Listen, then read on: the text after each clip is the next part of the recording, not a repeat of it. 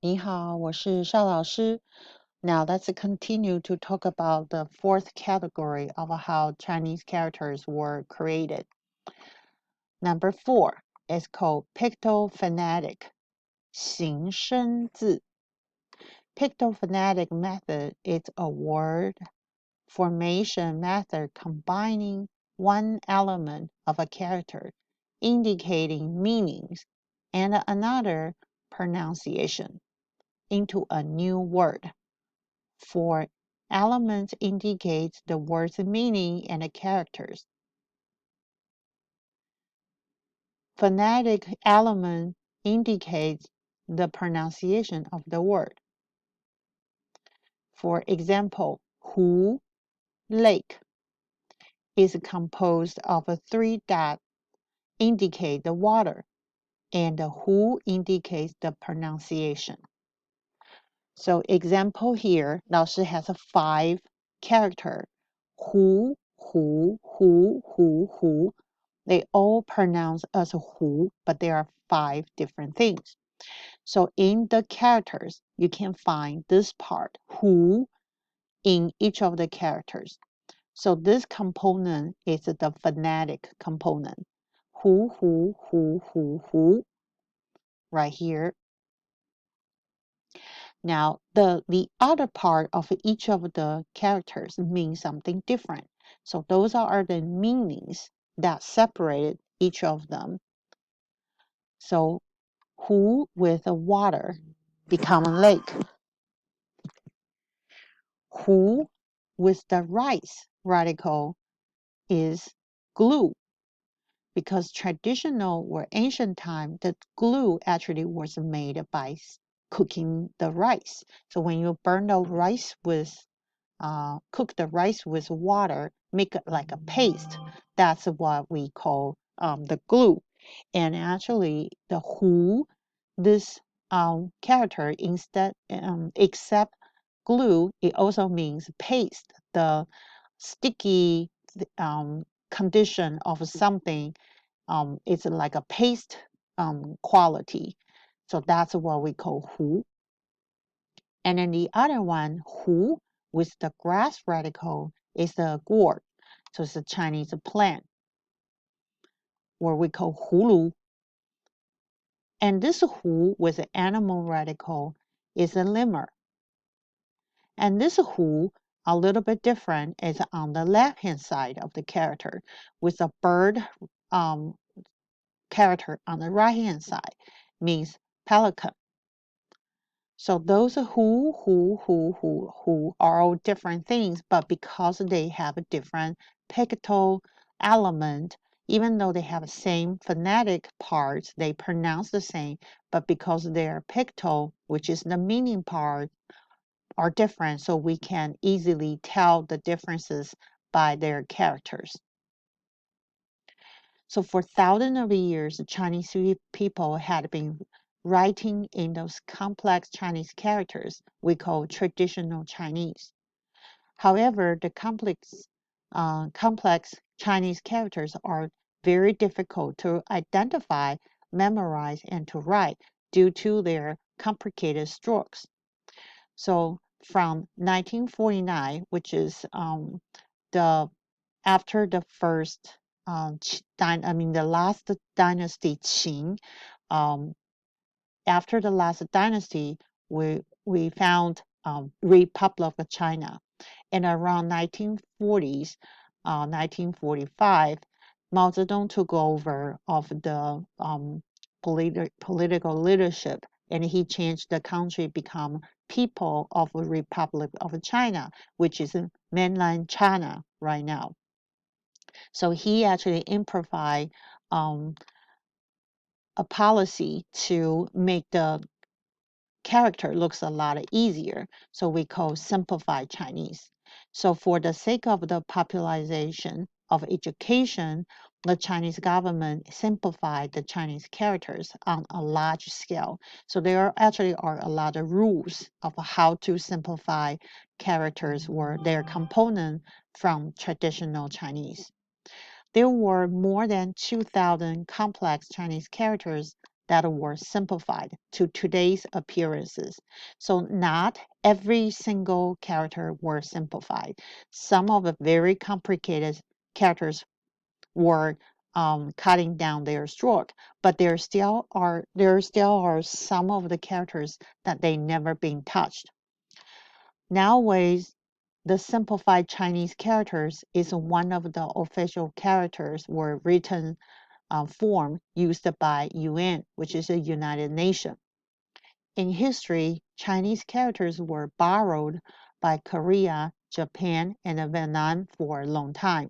It has been borne out that Chinese characters are of vigorous vitality. So now let's take a look. Traditional Chinese become a simplified Chinese around 1949, and mainland China using simplified Chinese. Along with China, Singapore, and Malaysia also use simplified Chinese because there were a lot of Chinese immigrants to Singapore and also Malaysia after 1949.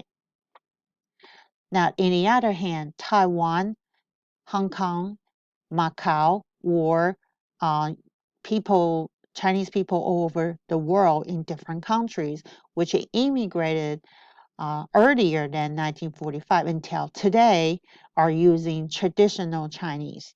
So that means if you go to Chinatown, Philadelphia, Chinatown, then you will see traditional Chinese instead of simplified Chinese. So the differences between simplified Chinese and a Chinese, the benefit of it and also the downside of it are very debated. Is a very debatable issue. A lot of people say, yeah, it's a very good that it's easier to write in Chinese now. But sometimes because we took things away from the traditional Chinese, the character also lose some of the meanings. So for example, both of these characters means country, 国. The top one is traditional Chinese. The bottom one is the simplified Chinese. So inside of the traditional Chinese country, there is a city wall. There's a country, like a barrier or um, boundary of this territory. Same thing in the simplified Chinese. But inside, you will see the right hand side. This part means a weapon or the power of the nation. And you have a kou, which is a mouth, means people. And you have this struggle right here means the territory, the ground. So inside you have everything together means a country. But right here in the simplified Chinese, they took everything away and put a jade that represent the prosperity and social status inside of it. And the second example of the characters is a fish. So the traditional Chinese fish, we have 4 dots on the bottom. So it looks like in the water. And then the simplified Chinese, we took away the 4 dots, become only one line. It looks like the fish on the plate. So the first traditional Chinese means the animal inside the water, but then later on, that means the animal on the plate, which is for food. The next example, qing. The top traditional Chinese, qing, relative. You have 2 parts. One is the phonetic qing to tell you what that sound, but also means close, close to or relative, related to. And on the right hand side is the components called 见, means to see. And then simplified Chinese, they took the to see away. So in the traditional Chinese, 亲, the relative, is somebody close to you, you see them a lot. But in the simplified Chinese, 亲, there's no seeing anymore. Even though they're close relatives, you don't see each other anymore. All right, so that's just an example what people were debate about.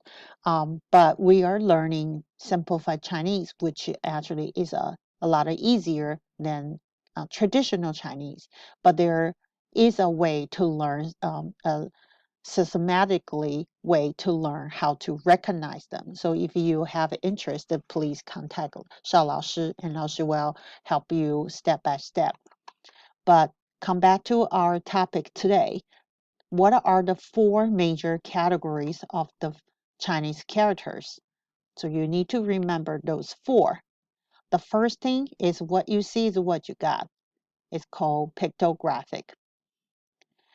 The second one is a little bit simple stroke or point to express the abstract idea on top of a pictographic or the object that we call self-explanatory.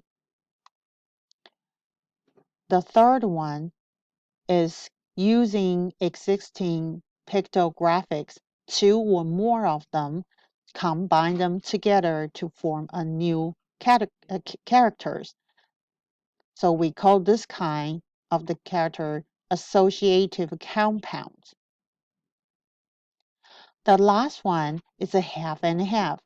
Half of the characters is pointed out the meaning, and another half of the characters point out the pronunciation, which we call pictophonetic.